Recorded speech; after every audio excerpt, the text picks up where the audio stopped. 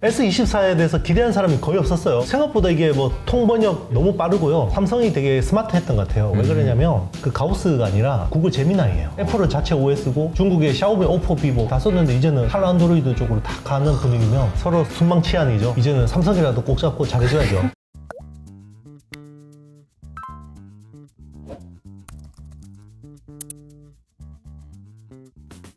촬영일 기준으로 아직까지 빅테크 기업들의 실적은 안 나왔어요. 이제 이번 주에 이제 실적이 나올 텐데 이미 나온 기업들이 있죠. 대표적인 게 이제 ASML, TSMC 실적이 나왔는데요. 일단 실적은 어떻게 보셨어요? 두 회사의 실적은?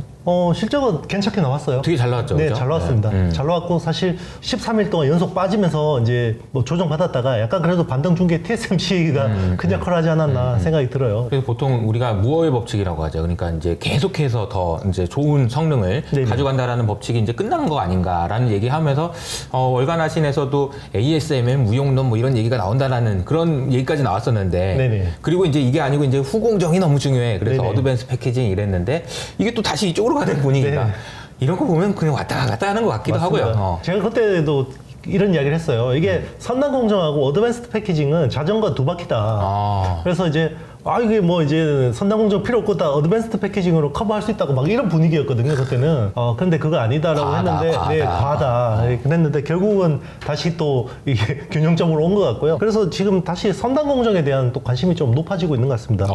예, 일단 ASML 같은 경우는 전반적으로 뭐 실적 뭐 그 자체는 별로 좋지는 않았어요. 그러니까 뭐 올해 가이던스가 네. 작년 수준이라고 했는데 결국은 내년이거든요. 내년이고 그리고 중요한 게 그 EUV 장비 출하 대수가 좀 많이 좋아지고 비중이 높아지고 있고 그리고 하이 NA EUV라고 해서 2나노 공정에 쓰이는 장비 그거는 대당 4천억입니다. 기존 EUV 장비는 2천억이고 네. 4천억짜리 장비가 이제 작년 말부터 출하가 되기 시작했고요. 네. 그게 이제 굉장히 긍정적인 분위기였고 그게 얼마나 좋길래 가격이 두 배나 돼요? 무지하게 좋습니다.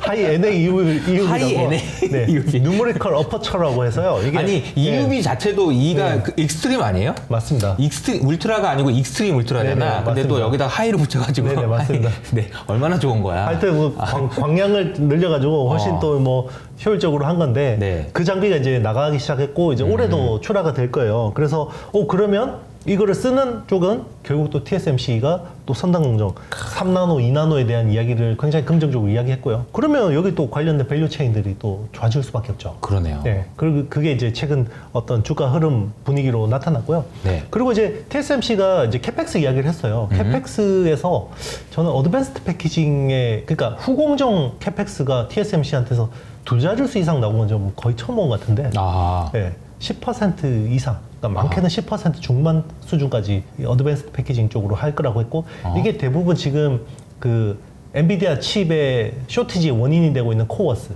칩온, 웨이폰, 서브스트레이트 이쪽으로 대부분 투자가 될 것 같습니다. 코어스 이게 무슨 뜻이에요, 이게?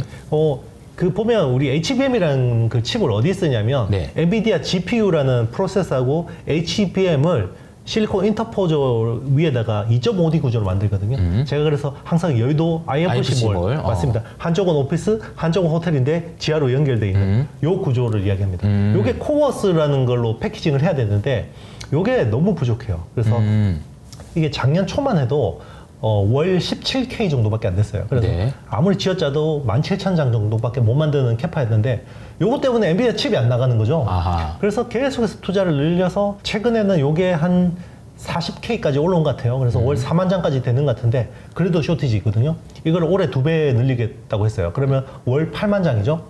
근데 내년 상반기까지 쇼티지입니다. 월 8만 장 해도. 네. 왜냐면 엔비디아도 줘야 되죠. AMD도 줘야 돼요. 그리고 이제 자체 설계칩 있죠. 마이아펙 같은 데 이런 데도 줘야 되죠. 요즘은 뭐 사우디에서도 뭐 엔비디아 칩 가져간다고 막 그러고 맞습니다. 그러더라고요. 그렇죠. 그러면은 이게 국내 반도체 업체들한테는 어떤 영향을 주는 거예요? 일단 이제 HBM 쪽이 난리가 났죠. 그러니까 어쨌든 공급하는 입장에서 나쁘진 않죠, 쇼티지는.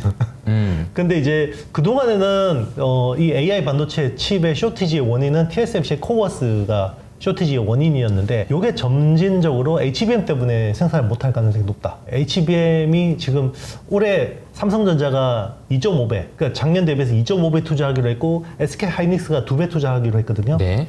근데 수율이 잘 안 나와요. 아. 네, 수율이 안 나와서 이게 마이크론은 제대로 할지 모르겠고 SK 하이닉스가 지금 HBM3 독점이거든요. 네. 근데 삼성전자도 이거 막 지금 작년 9월부터 못 들어오고 있죠.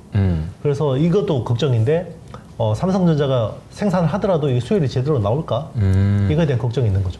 이영수 대표님이 늘 잘해주시는 게 결국은 너무 과하면 흥분하지 마라. 너무 안 좋다 그러면 그거 괜찮다. 이런 얘기를 너무 잘해주시는 것 같은데 우리가 잘 봐야 되는 건 결국은 이 밸류 체인 안에서 야 뭐가 부족해서 도대체 안 나오는 거냐? 뭐 이 질문인 거잖아요. 결국은 코어스에서 병목이 풀리면 다음은 HBM이다 이런 쪽인 거네요. 그렇죠. 그럼 우리 업체한테는 좋은 거가 되려면 결국 수율이 잘 나야 될 텐데 이게 지금 양면성이 좀 있는 것 같아요. 그죠? 그러니까 이제 뭐 수율이 잘 안 나오면 수율이 잘 나오면 이제 삼성전자나 SK 하이닉스는 좋겠죠.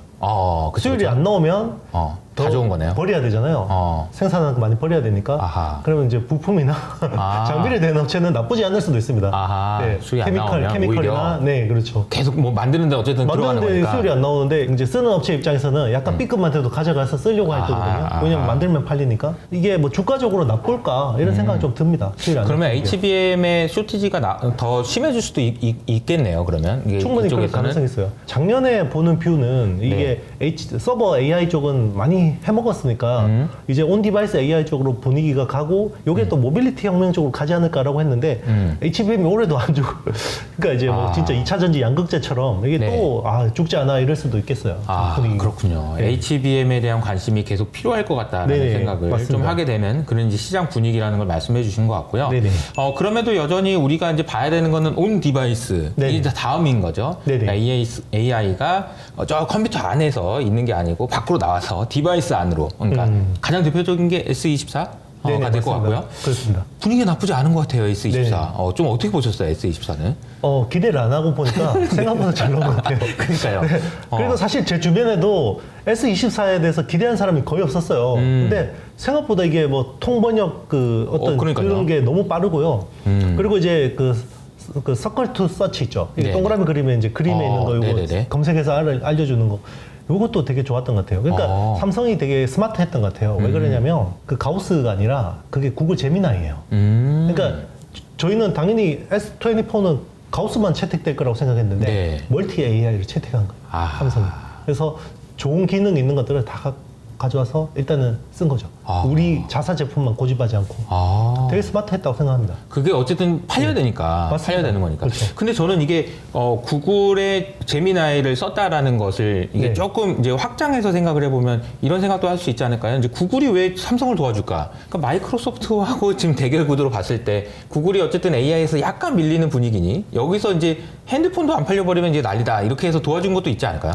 맞습니다. 일단 뭐 사실 구글이 뭐 픽셀 팔아가지고 하드웨어 가지고 삼성을 대체하겠다 이런 분위기는 그런 거 아니거든요. 아니고, 네. 그리고 이제 이게 AI가 되면서 중국 업체들이 약간 이제 그 전에는 미국이 제재를 해서 안드로이드가 중국 업체를 약간 화웨이 같은 데를 약간 OS에서 배제하는 분위기였잖아요. 네. 요즘에는 탈 OS, 탈 안드로이드를 하고 있는 상황인데 대표적으로 샤오미 같은 업체들 그래요. 왜냐하면 결국 OS를 미국 업체 쓰면 미국한테 중국의 빅데이터가 빨린다는 걸 알거든요. 그래서 이제 그동안에 그 중국 스마트폰 업체들은 다 안드로이드를 썼는데 이제 약간 자체 OS 쪽으로 가려고 하니까 그러면 이제 구글 입장에서도 이제는 삼성이 되게 중요한 그러네요. 네. 그 글로벌 탑5 안에서 보면 애플은 자체 OS고 그럼 삼성하고 그 전에 막 그 중국의 샤오미, 오포, 비보 뭐 다 썼는데? 네, 다 썼는데 이제는 탈 안드로이드 쪽으로 다 가는 분위기면 이제는 삼성이라도 꼭 잡고 잘해줘야죠. 네. 시장에 안드로이드라는 시장을 빨아놨는데 네네. 한 명 한 명 다 나가버리고 맞습니다. 삼성만 있는데 삼성이 안 되면 안 되는 거네요. 맞습니다. 그래서 무조건 삼성이 잘 돼야 되고 이제 삼성 입장에서도 그렇죠. 어쨌든 자체 AI는 해보지만 이게 이제 100% 성공할지 모르니까. 그렇지. 네. 그렇지. 여러 군데 걸쳐놔야죠. 네.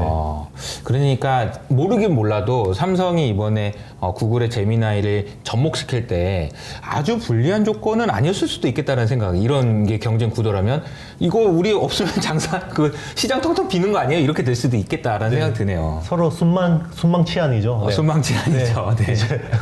이빨이 없으면 이가 실입니다. 그러네요. 네. 어쨌든 온디바이스 AI로 이제 관심이 많이 이동돼 있는 상황이라고 보면은 우리가 이제 투자는 또 어떤 생각을 좀 해야 될까요? 이게? 그래서 이제 온디바이스 AI 쪽은 그래도 이게 반응이 꽤 괜찮잖아요.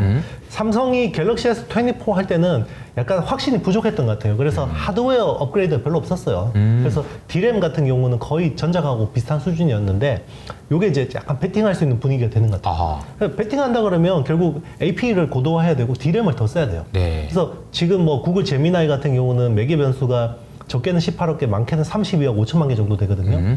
그러면 매개 변수 한 10억 개당 한 1GB 정도의 D램을 써야 돼요. 아. 근데 이번에는 안 쓰고 그냥 대충 내놨는데 아하. 앞으로는 이제 그러면 D램을 좀 더 써야 될 분위기가 될 수 있고 그리고 애플이 이제 D램 짠돌이로 유명하잖아요. 그렇죠. 네, 애플도 아마 온 디바이스 AI를 제대로 돌리려면 D램 저거 가지고 안 될 텐데 4기가 가지고 6기가 가지고 안 될 텐데 이런 오호. 분위기가 오면 이제 메모리 업체 입장에서 나쁘지 않고 그리고 이제 최근에 좀 분위기가 네. 우리 그 LPDDR5 같은 이런 그 범용보다는 네. LLW라고 해서 굉장히 그 밴드위스 빠른 거죠. 약간 그 HBM 모바일 버전 같은 거 있어요. 로우 레이턴시 와이드 IO라는 그런 이제 D램이 있는데 그쪽 분위기가 되게 좋아요. 그러니까 온 디바이스 AI로 가면서 네. 삼성도 그렇고 애플도 그렇게 이제 경쟁이 돼가지고 네네. 야 이게 D램을 뭘 쓰냐 이거 얼마 되지도 않는데 그런 분위기에서 이거 성능 괜찮은데? 네네. 이거 조금만 더 넣으면 이거 엄청 사람들이 맞아요. 살 것 같은데? 맞습니다. 이런 거잖아요. 결국은 이제 마지막에서 사람들로 하여금 AI가 안 되는 폰이 아니고 AI가 되는 폰으로 이동하게 하려면 뭔가를 더 줘야 되니까 투자가 또 들어가야 되고 그 과정에서는 분명히 뭐 D램이든 뭐든 이제 투자 기회가 있을 것 같다는 생각이 좀 듭니다. 우리가 이제 ASML 이야기하면서 좀 왔는데요. 마지막으로 이제 EUV 밸류 체인 중에서는 좀 주목해 볼 만한 기업이 있을까요? 작년에 이제 굿바이 무어 된다고 해서 조정 많이 받았던 굿바이 업체를- 무어. 그래서 무어의 뭐- 법칙 끝났어. 그렇죠. 이런 거. EUV 이제 마스크 쪽에 이제 그 어떤 그 보호 필름 같은 역할을 하는 펠리클 네, 그런 걸 납품하는 SNS텍 그리고 이제 FST 같은 업체들이 뭐 좀 상대적으로 메리트가 있는 것 같고요. 그리고 이제 그 EUV용 PR 하는 동진 세미캠 뭐 이런 회사들 좀 주목할 만한 것 같습니다. 오랜만에 월간하신 이제 진행을 했는데요. 올 한 해를 전체적으로 봤을 때 이제 투자자분들이 이런 거 좀 주목해서 보시면 좋을 것 같다. 테크 볼 때 이야기해 주실 게 있다면 어떤 게 있을까요? 제가 보는 뷰는 일단 상반기까지는 시장 괜찮다고 봐요. 열심히 돈 벌자. 네, 맞습니다. 그래서 뭐 하반기도 나쁠 거냐? 뭐 나쁘지 않을 수도 있어요. 근데 일단은 트럼프 돌아오니까 약간 불확실성이 있기 때문에 그쵸, 그쵸. 그때는 이제 그래도 태풍이 오는데 그죠 물 밑에 좀 숨어 있다가 이렇게 큰 파도 지나가면 다시 좀 하는 게 낫지 않을까 생각이 들고요. 그래서 일단 저는 이제 우리나라 총선 뭐 이때쯤 한 5월까지는 충분히 이제 수익을 낼 수 있는 기회가 있지 않을까 생각이 들고요. 그래서 뭐 최근 분위기가 반도체 섹터가 좀 이제 조정을 받고 하는데 또 오늘 보면 외국이나 기관이 또 삼성전자 또 막 땡겨요. 지금 보면 오늘 날짜 뭐 1월 29일자인데 그런 거 보면 이 반도체 섹터가 아예 죽은 것 같지는 않아요. 네. 그래서 일단은 구정 또 변수도 있고 한데 그래도 2월에는 좀 슬로우할 수 있는데 3월, 4월, 5월까지는 그래도 충분히 기회를 주는 장이 아닐까. 그때 이제 어떤 트렌드로 갈지, 온 디바이스 AI가 갈지, 아니면 뭐 EUV 쪽, 선단 공정 쪽이 흐름이 갈지 그런 것들은 제가 다음 월간 하시면서 보고 좀 그쵸. 설명드리겠습니다. 아니 오늘 뭐 전반적으로 다 네. 짚어주셔가지고 여러분들 투자 판단하시는데 큰 도움 받지 않으셨을까 이렇게 생각을 해봅니다. 그러면 저희는 다음 달에 또 찾아뵙도록 하겠습니다. 감사합니다.